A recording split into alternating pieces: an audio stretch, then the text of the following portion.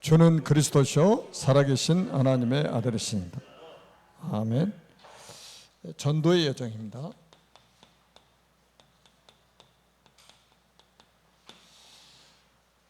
주일날 우리 말씀을 드렸죠. 인생의 진짜 문제가 뭐라고 그랬습니까? 창세기 3장 사건이죠. 이 창세기 3장 사건을 우리가 근본 문제라고 하고, 이게 원죄 사건이라고도 하죠. 이거를 칼빈이 아주 명확하게 설명을 했습니다.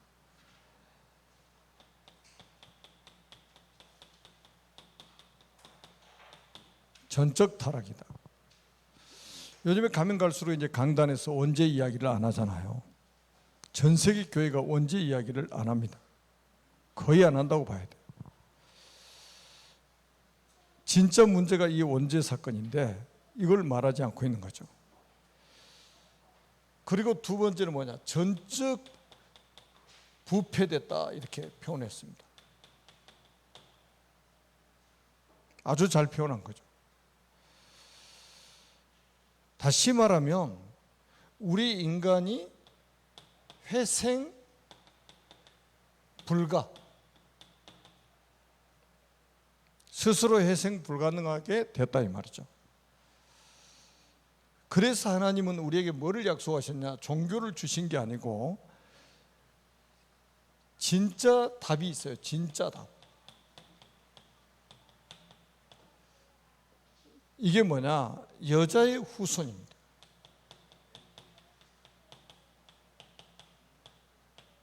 여자의 후손이 뱀의 머리를 사게 할 것이라고 말씀하셨죠.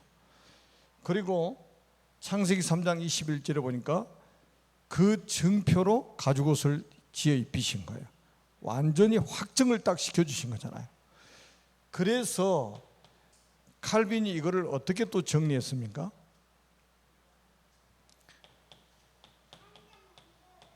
무조건적인 선택입니다. 조건이 없이 하나님이 구원하셨다 이 말이에요. 아니, 전적으로 타락하고 전적으로 부패된 인간을 조건을 달면 누가 구원받을 수 있겠습니까? 착하게 살아야 됩니까? 바르게 살아야 됩니까? 정직하게 살아야 됩니까? 좋은 일 해야 됩니까?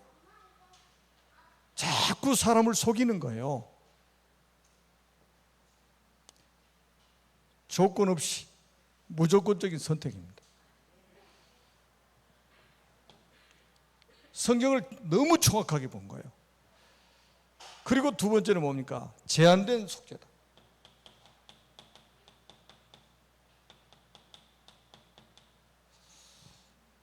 성경에 분명히 말씀하고 있죠.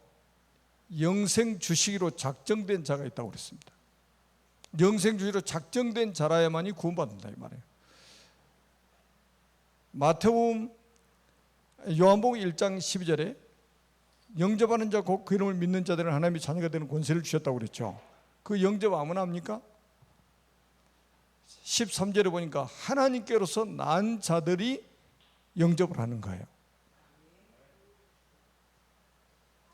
그래서 마태복음 1장 21절에도 보니까 예수님이 이 땅에 구원자로 오셨잖아요. 그 구원자라는 뜻으로 이름이 예수예요. 근데 뭐라고 성경이 기록했냐면 자기 백성을 그들의 죄에서 구원할 자심이라니라. 자기 백성을 구원하러 오신 거예요. 택한 백성. 에베소 1장 4절에는 뭐라고 그랬어요? 창세전에 그리스도 안에서 택한 백성이 있다 이거예요. 그래서 제한된 속죄, 모든 사람이 아니고 제한된 속죄. 하나님이 이루어 가시는 이 구원은 아무도 막을 수 없다 이거예요. 그래서 불가항력적인 은혜다.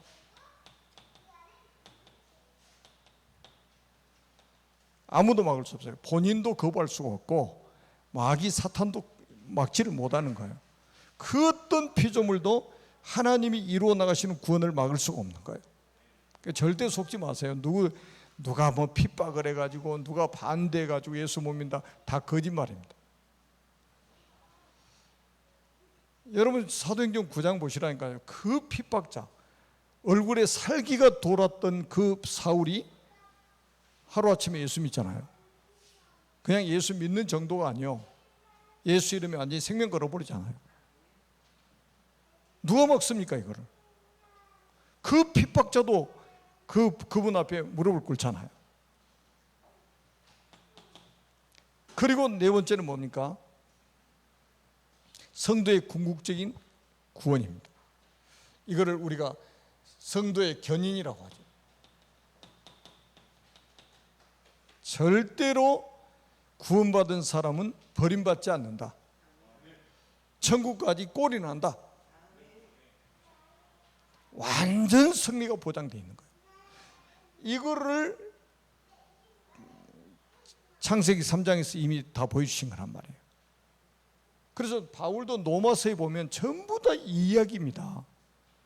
이거를 칼빈이 잘 정리를 한 거죠, 신학적으로. 그래서 이것 때문에 지금 우리가 지구가 돌아가고 있다고 봐도 되잖아요. 이것 때문에 성경이 기록됐단 말이에요. 이것 때문에. 그러니까 성경 가지고 다른 이야기하면 그래서 저주받는 거예요. 바울이 갈라디아서 1장에 그랬잖아요. 갈라디아 교회에다가 하늘에서 온 천사라도 다른 복음 전하면 저주를 받을 자다.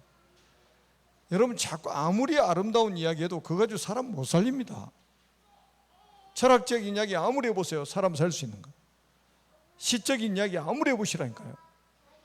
지금은 또 강단에서 시사적인 이야기를 너무 많이 합니다. 시사적인 이야기를 너무 많이 해요. 다 들어보면 막 시사 이야기하고 있어요 다. 그러면 신문 보지 뭐 때문에 성경 봅니까? 하루 종일 뉴스 켜놓고 보지 뭐 때문에 성경책 봅니까? 시사 들으려면. 여러분 성경에서 말하고 있는 문제가 뭔지, 성경에서 말하고 있는 답이 뭔지 우리는 정확하게 답을 결론을 내고 인생을 사는 거잖아요. 그래서 우리가 이제 뭡니까? 결국 뭡니까? 시작을 알아야 된단 말이에요. 시작을 알아야 돼요. 여러분 요것 때문에 성경 66권이 기록되었고 이것 때문에 지금 지구가 돌아가고 있는 거예요. 그럼 시작을 알아야 될 거 아니에요. 그게 여러분들이 꼭 기억하셔야 됩니다. 성경 구절 몇 구절만 이야기할게요.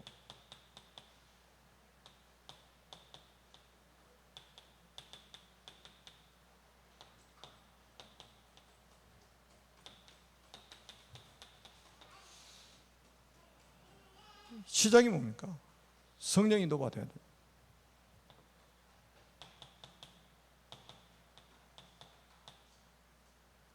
전도는 우리가 하는 게 아니에요. 하나님이 하시는 거예요. 그래서 뭘 받아야 돼요? 성령 인도 받아야 돼요. 그러니까 우리가 아무리 목표를 세워도 우리 목표 세운 대로 됩니까? 안 되죠. 그래서 성령 인도 받아야 돼요. 여러분, 그래서 우리가 왜 지금 요즘에 교인들이 기도하는 내용하고 지금 초대교회가 기도한 내용은 본질적으로 달라요. 지금 뭐 사업 잘 되게 해달라, 뭐 건강하게 해달라, 자녀들 뭐 좋은 직장, 좋은 학교 가게 해달라, 이런 기도하고 있잖아요 지금. 그런데 지금 초대교회는 뭡니까? 완전히 전도와 선교 때문에 성령 인도 받아야 된다 이거예요. 왜? 전도는 하나님의 시간표이기 때문에 그래요. 하나님의 시간표이기 때문에. 전도는 하나님의 계획이기 때문에 그러는 거예요. 아멘? 그래서 오늘부터 기도를 새로 시작해 보세요. 정말로 여러분 인생이 성령 인도 받도록 하나님의 인도 받아야 될 거 아니에요. 지금 우리 여름 성역교 왜 하죠? 우리 렘넌트들이 앞으로 전도자로 살아야 되고 앞으로 세계 복음해야 될 주역이기 때문에 이 렘넌트들이 지금 언약을 전달해야 된단 말이에요. 그래서 우리 교사들이 성령 인도를 제대로 받는, 이게 성령 인도 받는 방법이에요. 그러면은 뭡니까? 두 번째는 뭐 결과를 알아야 된단 말이에요. 결과. 그래서 여러분들이 성경 구절 사도행전 19장 21절입니다. 사도행전 23장 11절입니다. 사도행전 27장 24절입니다. 이게 뭡니까? 로마입니다. 로마예요. 내가 로마도 봐야 하리라. 네가 내 이름을 예루살렘에서 증언한 같이 로마에서도 증언하여야 하리라. 바울아 두려워 말라. 네가 가이사 앞에서 하리라. 여러분 결과는 뭡니까? 세계복음 아닙니까? 세계복음. 우리의 결과는 딱 정해진 거예요. 세계복음. 바울은 결과를 알았단 말이에요. 그러면 이 속에 뭐가 있겠습니까? 과정이 있겠죠. 그래서 이거는 모든 것은 과정입니다. 이 시작에서 결과로 가는 모든 것은 과정이에요. 그래서 우리는 꼭 기억하셔야 됩니다. 슬퍼할 것도 없어요. 응답 온다고 해서 교만할 필요도 없습니다. 응답 안 온다고 해서 낙심할 필요도 없어요. 절대로 속지 마세요. 왜? 우리는 시작을 알고 결과도 알고 우리는 이 결과로 가는데 시작에서 결과로 가는데 과정 속에 있을 뿐입니다. 이런 일 저런 일 생겨도 흔들릴 필요 없어요. 핍박해도 흔들릴 필요 없습니다. 죽여도 괜찮아요. 그래서 우리는 사람을 보고 쉽게 판단하지 마세요. 우리는 너무나도 사람 보고 쉽게 판단하거든요. 굉장한 실수를 하는 거죠. 왜 우리가 쉽게 판단하지 말아야 되느냐? 여러분들이 좀 꼭 기억하셔야 됩니다. 빌립보서 1장 6절에 보니까 너희 안에 착한 일을 시작하신 이가 그리스도 예수의 날까지 이루실 줄을 내가 확신하노라. 여러분 아무리 연약한 사람도 아무리 미련한 사람도 그 속에 그리스도가 계시다면 염려할 거 없어요. 내가 염려할 거 없어요. 여러분 그러잖아요. 저 사람 너무 주책스럽다. 우리는 쉽게 이야기하잖아요. 근데 그게 굉장히 좋은 말이에요. 주가 책임진다는 사람이잖아요. 얼마나 좋은 말입니까? 그리스도 예수의 날까지 이루실 줄을 확신하노라.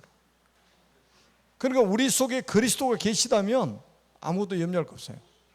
우리 렘넌트들 속에 그리스도가 계시다면 지금 잠깐 방황해도 괜찮아요. 문제될 거 있습니까? 아니 착한 일을 시작하신 이가 그리스도 예수의 날까지 이루시겠다고 약속하셨는데 우리 사람 보고 자꾸 쉽게 판단하면 안 된다 이 말이에요. 그리고 두 번째는 뭐냐? 그래서 우리는 빌립보서 1장 9절에서 10절에 보니까 하나 해야 될 게 있어요. 지극히 선한 것을 분별하면 됩니다. 판단하지 말고 분별하라 이거예요. 매일 판단하고 판단하면 반드시 정지하게 되거든요. 판단하지 말고 분별하라는 거예요. 지극히 선한 것을 분별하라.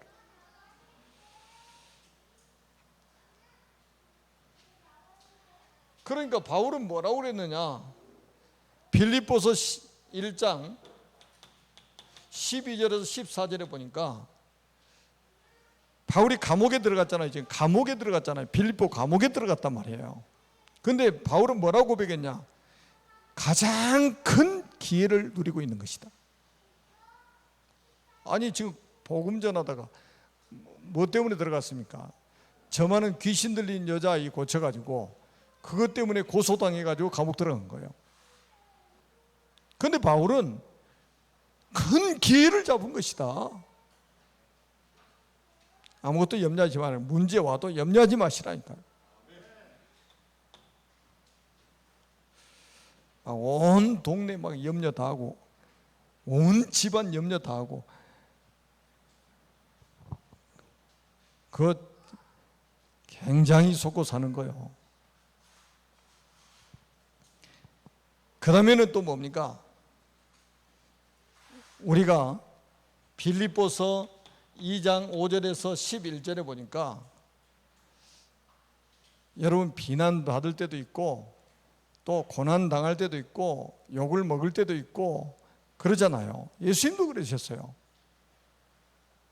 예수님이 얼마나 고난당해요. 예수님 누굽니까? 그는 근본 하나님의 본체시나 하나님과 동등됨을 취할 것으로 여기지 않으시고 종의 형체를 가져 사람의 모양으로 나타나셔가지고 죽기까지 복종하셨다고 그랬잖아요.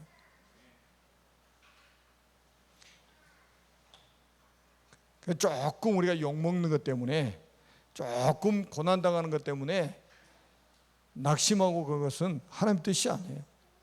빌립보서 2장 5절에 뭐라고 그랬어요? 그리스도 예수의 마음을 품으라고 그러잖아요. 그리스도 예수의 마음을 품으라 이거예요. 아니 누가 조금 괴롭힌다고 막 그 억울해가지고 잠도 못 자고 그게 하나님의 자녀들 그렇게 사는 거 아니에요. 그게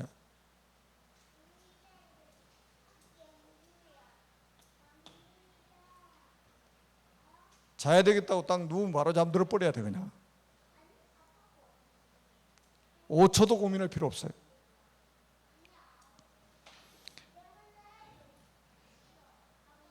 저는 그 이번에 그 있잖아요. WRC 주제가 찬양보다 가사만 쭉 써놓은 거 있더라고. 그거 보니 그게 더 은혜가 되더라고. 한번 잘 그 가사 내용 한번 보시라니까요. 나는 그 가사만 그래서 내 카톡 저기에다가 올려놨어. 노래는 너무 빨라서 잘 못 부르겠고.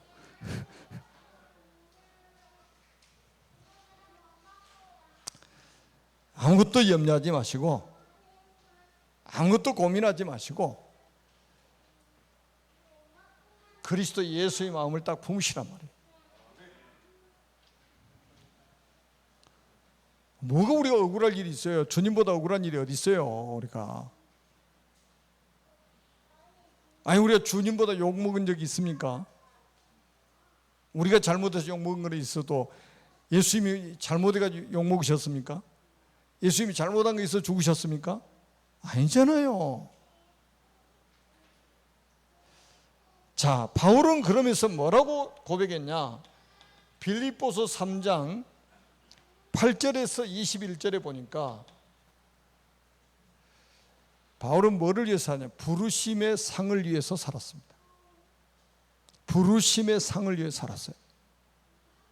세상의 상을 바라본 게 아니고 부르심 위에서 부르신 부름의 상을 위해서 달려가노라. 그러니까 사람들이 나를 인정해 줄 때 그때가 가장 위험하다고 봐야 됩니다. 사람이 나에게 박수 쳐줄 때가 그때가 가장 위험하다고 봐야 돼요. 여러분 바울은 자기 옷을 찢고 막 재 구르고 그랬잖아요. 사람들이 막 신이라고 그러니까 이게 무슨 말이에요? 이게 막 자기 겉옷을 찢고 죄에 막 뒹굴고 막 회개했다니까요. 근데 지금 요즘에 사람들 보세요. 박수 쳐주면 좋아한다니까요. 칭찬하면 좋아해요. 속지 마세요. 주님을 위해서 핍박받는 자가 복이 있다고 팔복에서 말씀하셨잖아요. 자, 그 다음에 뭐라고 그랬냐? 바울이 성도들의 현 주소를 이야기했습니다. 그게 뭡니까? 빌립보 4장 13절입니다. 내게 능력 주시는 자 안에서 내가 모든 것을 할 수 있느니라. 우리가 힘이 있으면 얼마나 있겠습니까? 우리가 지혜가 있으면 얼마나 있겠습니까? 우리가 배운 지식이 얼마나 대단합니까? 바울은 전부 배설물로 여겨버렸잖아요. 내게 능력 주시는 자 안에서 내가 모든 것을 할 수 있느니라. 이게 우리 현주소예요. 그리고 이제 마지막으로 빌립보서 4장 19절입니다. 하나님이 여러분의 모든 필요를 채우실 것이다.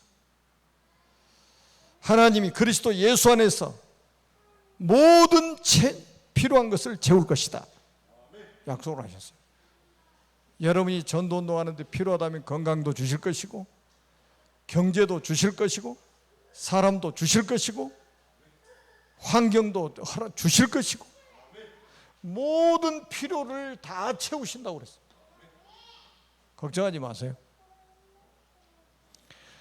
하나님은 살아계시고 그 하나님은 지금도